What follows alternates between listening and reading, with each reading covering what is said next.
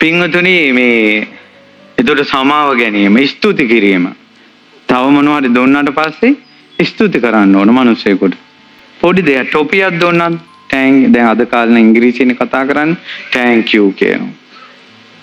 ස්තුති කරනවා. thanks කියනවා. ස්තුති කිරීම කියන එක පුරුදු වෙන්න.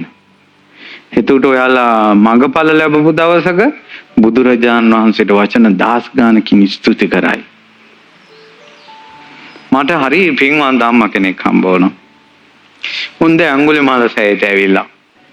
මාව දැකලා වැන්දා. සෑයටත් වඳිනවා, මටත් වඳිනවා, පන්සලේ හාමුදුරන්ට පින් දෙනවා.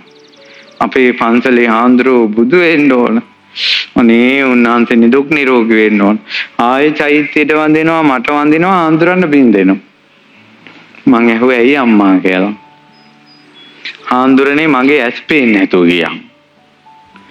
කොතෙද්ද කියනවනම් අතගගා මේසෙ තිබ්බ බණ පොත් ටික සොපින් නුරේකට දාලා අතගගා ලාච්චුවට දාලා වැහුවා කිව්වා. ජීවිතේ කවදාවත් බණ පොත් බලන්න බැරි වෙයි කියලා. හැරමිටෙන් ගියේ අතපොත ගගා ගියේ කිව්වෝ. පන්සලේ සායනයක් තිබිලා හාමුදුරුවෝ කට්ටිය ඔක්කොටම ඇස් වලට කාච දාලා. පේන්නේ නැති උපාසකම්මලා.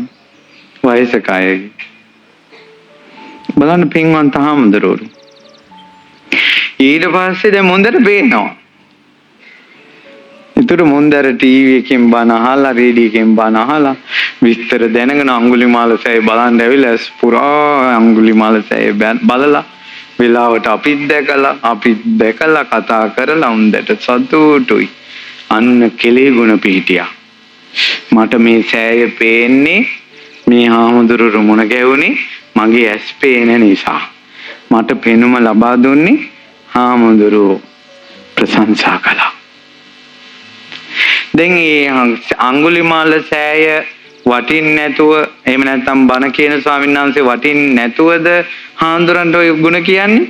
හාමුදුරන්ට ගුණ කියන්නේ සෑය වටින නිසාමයි. මට ඒ විලාවේ තප්පරයට හිතුනේ මේක.